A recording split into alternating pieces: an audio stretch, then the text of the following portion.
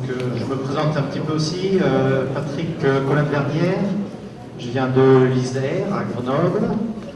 Je suis membre du Conseil citoyen depuis le début, puisque je suis arrivé au Conseil citoyen par le jury des adhérents. Et je suis aussi, depuis qu'il existe, représentant du Conseil citoyen au Conseil programmatique. Et avant ça, j'étais aussi, et je suis toujours, animateur, notamment de la CTN Revue de Base. Donc je vais vous présenter un projet que j'ai porté, arrive à la voix, au nom du Conseil citoyen, puisqu'il fallait quelqu'un du Conseil citoyen pour porter le projet. C'est un projet qu'on a monté avec une équipe qui est plutôt centrée autour des membres du Conseil programmatique, parce que quand le Conseil citoyen a décidé de mettre en place ce mécanisme de projet, on s'est dit qu'il faut que tout ce qu'on avait comme idée au Conseil programmatique se soit exprimé dans un projet politique. Donc on a travaillé ensemble avec une petite équipe du Conseil programmatique pour élaborer ce projet. Oui, j'ai qu'un PDF.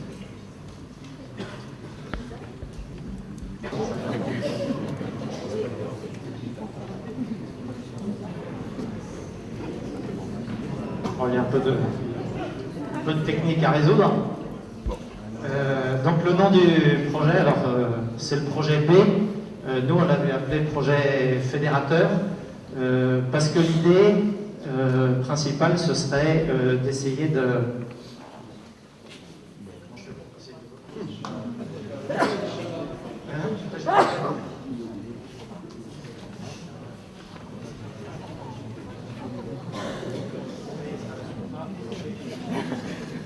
Donc l'idée initiale, et je pense que ça va faire écho à ce qui a été dit en début d'après-midi, c'est, je pense que les Français, comme les Espagnols, si j'ai bien compris, sont de plus en plus nombreux, et je pense très très majoritaires, pour dire que maintenant ça suffit, et qu'il va falloir essayer autre chose, arrêter de se laisser conduire, piloter sans avoir rien à dire, par ce que j'ai appelé la sphère politico-médiatico-grand patronal.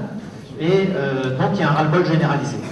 Et ce ras-le-bol généralisé, c'est pas un ras-le-bol, il nous semble c'est trois ras-le-bol, social, fiscal, économique, démocratique, avec un certain nombre de dysfonctionnements dans notre société, dont on pense qu'il serait maintenant temps de les résoudre, et que pour les résoudre, il y a peut-être moyen de rassembler une bonne partie de la population autour de ce constat.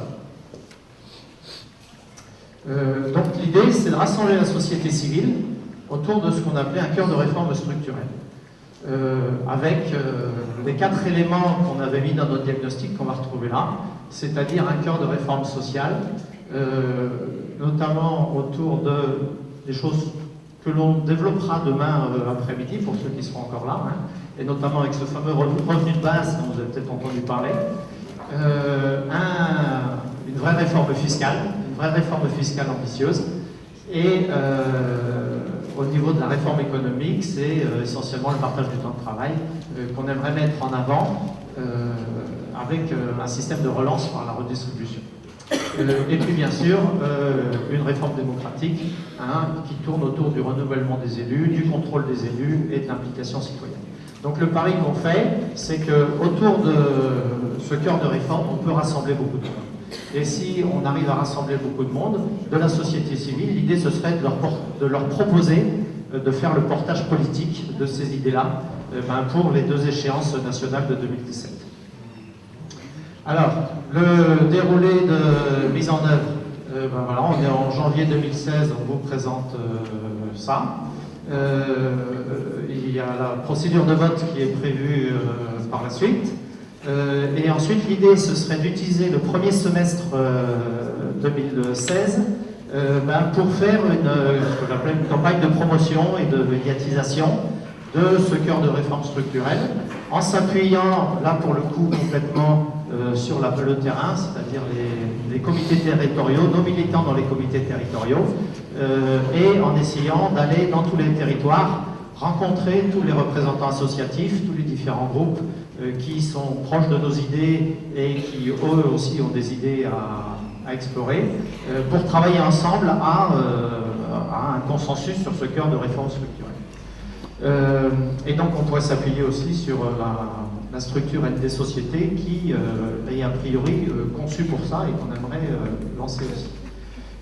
En fonction de ça, donc ça nous mènerait au mois de septembre, on va dire. Au mois de septembre, ce sera le moment du lancement de la campagne, les campagnes, on pourrait dire, les 2 campagnes électorales. Au mois de novembre, on est un peu comme les autres, hein, on attend de voir comment ça va tourner en termes de primaires. Nous, on pense que s'il y a des primaires, bien sûr, il faut qu'on y participe. Qu'elles se fassent avec ou sans le PS, on verra le moment venu comment ça se dessine. Au mois de décembre, c'est là qu'on pourra élaborer notre stratégie électorale définitive en fonction des résultats qu'il y aura eu aux primaires.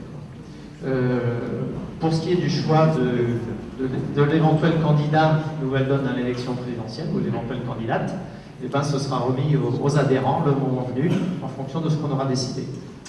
Pour les candidats aux élections législatives, on est plutôt pour des jurys citoyens au niveau des comités locaux. Et puis enfin, ça doit se terminer par les 2 élections. Alors là, les instances. Les instances, finalement, vous allez voir, si vous connaissez un peu les instances d'aujourd'hui, qu'on n'a pas changé grand-chose. Pourquoi on n'a pas changé grand-chose? Parce que, et là je vous parle d'expérience, hein, je vous ai dit que je suis au Conseil citoyen depuis le début, donc j'ai assisté, je pense que je suis le seul d'ailleurs à avoir assisté à tous les conseils citoyens depuis le début et à tous les conseils programmatiques. Donc ça m'a permis aussi de voir comment ça se passait, de voir ce qui marchait, de voir ce qui marchait bien. Il me semble que la structure existante est assez opérationnelle. Il y a eu des dysfonctionnements plus liés notamment à des décalages de légitimité entre des gens qui avaient été nommés comme moi sur jury adhérent et puis des gens qui avaient été élus. Vous vous souvenez que l'année dernière vous avez voté en assemblée générale pour des membres du bureau national. Donc il y a eu des difficultés de légitimité par rapport à ça qui ont créé des tensions dès le début. Nous on reste sur le modèle de comités territoriaux comme actuellement, répartis selon les adhésions géographiques. Ces comités territoriaux peuvent nommer, comme aujourd'hui, des représentants à des comités régionaux. On a resserré le nombre de comités régionaux parce qu'on a resserré le nombre de régions. C'est pas forcément idéal parce que les régions sont très grandes, mais l'expérience a montré aussi que des assemblées de conseils citoyens à plus de 50 personnes, c'est très compliqué à gérer. Quand vous passez un week-end à Paris, que vous faites l'effort de venir à Paris, passer le week-end 2 jours dans une assemblée avec 50 personnes, et au final ça va vous donner peut-être un quart d'heure de parole sur les 2 jours, je peux vous garantir que c'est très frustrant et c'est pas forcément efficace en termes de travail. C'est une difficulté qu'on a rencontrée dans le Conseil citoyen, voilà, on était très nombreux, on parlait beaucoup et on avait du mal à prendre des décisions.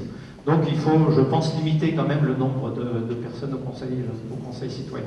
Donc l'idée pour constituer le conseil citoyen, cette fois-ci, on garderait bien la dichotomie qu'il y a déjà actuellement, donc des représentants des comités régionaux, plus les territoires, plus les Français de l'étranger, pour ne pas se faire engueuler par... Et une liste. Alors là, ce qui serait nouveau, ce serait, on propose une élection pour les représentants au conseil citoyen qui seront les représentants des adhérents. On rejoint un petit peu ce que vous disiez pour le PN, mais nous on le mettrait au CC, faire une liste de 16 personnes sur le projet politique. Et donc ça ferait un conseil citoyen constitué de 31 personnes. Et de ce conseil citoyen serait nommé ou élu, enfin ce serait le conseil citoyen qui nommerait son bureau national, à charge pour le bureau national de mettre en œuvre le projet porté par le conseil citoyen.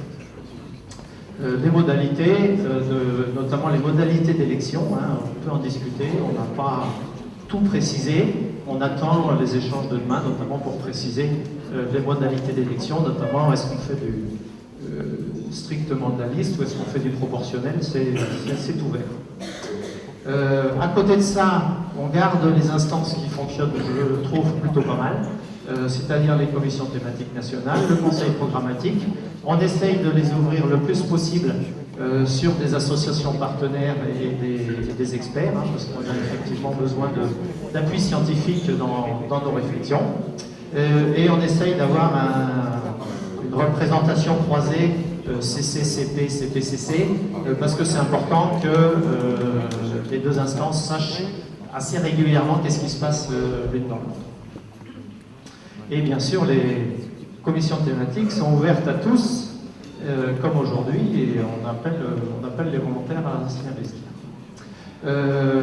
Il reste, pour finir la structure complète, donc on garde un comité d'éthique et de conciliation, on a plutôt regroupé les deux existants, à peu près, alors là pour l'instant c'est proposé tirage au sort, on verra s'il faut faire tirage au sort et une partie jury.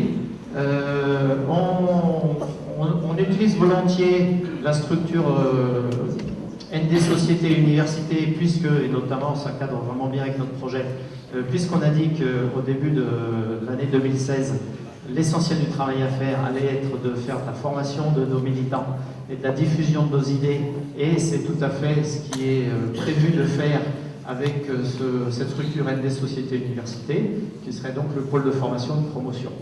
Et puis bien sûr, on garde un pôle opérationnel qui va être limité, comme il est actuellement, hein, notamment pour quasiment toute l'année 2016. Le pôle opérationnel risque de continuer à se résumer à Gaël, hein, n'est-ce pas, et qui va devoir tout porter sur ses épaules, en attendant qu'on ait les moyens, notamment si on arrive à lancer la campagne électorale, d'élargir ce pôle opérationnel. Donc ça veut dire que le pôle opérationnel est bien sûr ouvert aux bénévoles aussi qui veulent aider. On a l'impression avec ça qu'on a une structure qui permet de bien répondre au projet.